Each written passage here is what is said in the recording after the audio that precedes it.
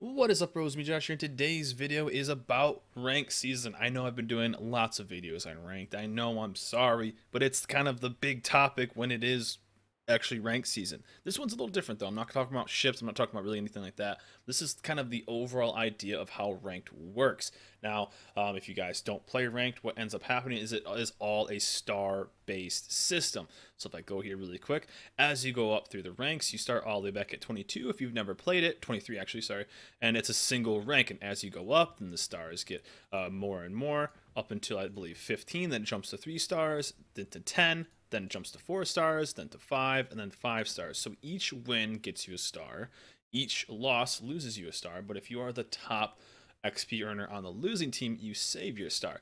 Now, every season people play, and it comes up all the time that this season's the worst season. This is the worst season. And it seems like everybody hates, this season. It's the current season that everyone's playing because rank can be so competitive, rank can be so tiresome. It can be such a pain to play rank if you let it. Of course, if you just enjoy yourself and have fun, then you can have a lot of fun. I really enjoy ranked battles, and I enjoy playing it a lot.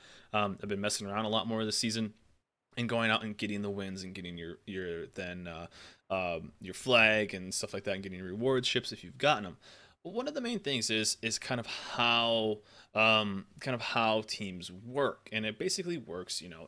If you try really hard and you lose the game, and because you didn't, maybe let's say, go get like a free cap, which a lot of people do, or a lot of people will play the game purely just to not save a star, and you try to play for the win, you basically get punished on how this kind of works, instead of just trying to just farm experience. And we kind of talked about this on my stream the other day, theory crafting how maybe rank should work, because a lot of people, especially this season, have been pretty vocal about maybe how bad the teams have been, or how unfair it's been for certain ships to kind of save their stars, and maybe certain premiums or whatever. And my idea is kind of an idea. I think overall it's going to take a much bigger overwork for it to work, but this is just my idea to maybe, I don't know, quote unquote, save ranked and have it be more enjoyable for more people. Now, it might make it too easy, but still, this is the idea, and I wanted to make a quick video on it. So, my idea for how ranked could be, quote unquote, saved is, instead of just the teams, the winning team getting the star, losing team losing a star, and then the save a star. And just a side note, if you guys don't remember, if you guys didn't play a long time ago, ranked battles used to be even harder. It was purely your team wins, you win, your team loses, you lose. The Save a Star is just recent. I think it's 3 or 4 seasons old now out of 8. This is technically the 8th season. So if you had basically in the past played and your team lost, and you could technically have the highest base XP even on a loss, which can happen. Let's say you play out of your mind, you get a Kraken, but your team just loses it. You would have still lost your start. Now you'd at least save.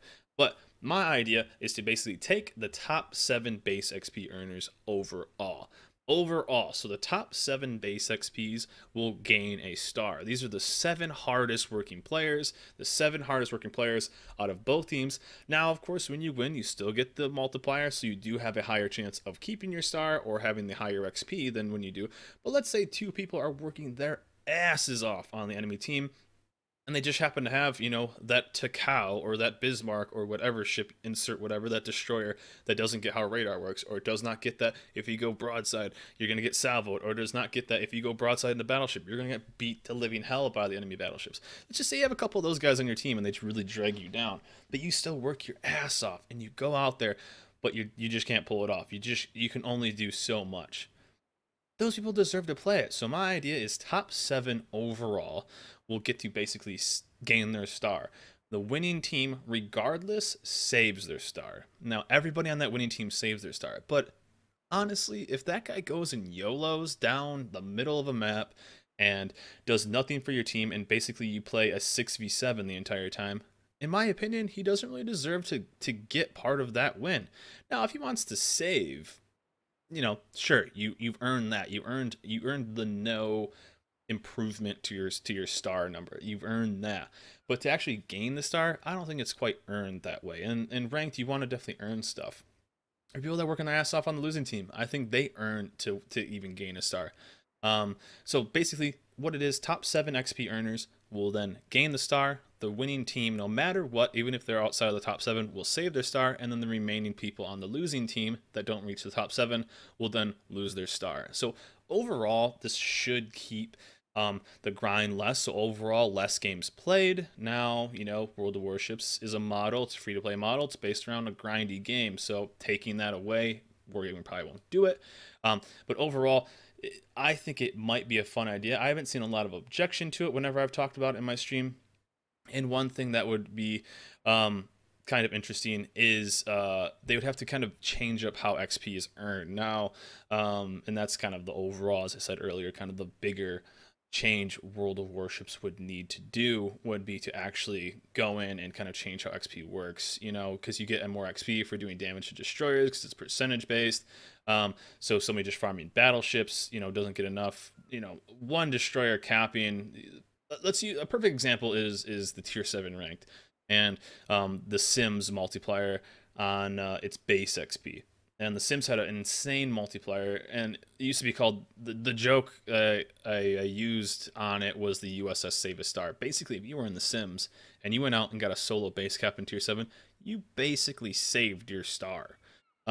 So they would have to change kind of overall how tweak it a little bit, maybe spotting damage, maybe overall damage just being more of a XP change and stuff like that. They would have to change kind of overall XP, but that's my main thing, and I'm kind of interested in what you guys think. Now, overall, I'm fine with it. I enjoy ranked. I enjoy playing that 7v7. If you lose, you lose. There is rage here and there. There is salt here and there. But overall, I think it's a fun mode. So if they don't change it, I don't think they will. But this is just kind of my idea. I'm kind of interested in what you guys think. So again, top 7 XP, base XP at the end. So not XP total after multipliers, stuff like that. Base XP, top 7 on both teams gain a star. The winning team, regardless, saves their star. And then the losing team, the remainder that aren't out of the top 7, then lose their star. So let me know in the comments what you guys think. Let me know in the comments below what you guys think. Maybe they should change about ranked. And I know people are going to say, no premium is allowed, no this, no that. It's a free-to-play game. We all know how it works. We all know how it works. But yeah, let me know in the comments below, guys. But just doing a quick video on this, kind of had an idea and kind of interested in what you guys, the community, thinks about it. So let me know in the comments below, guys. That is it for me, though. Remember, like and subscribe, and I'll see you guys next time.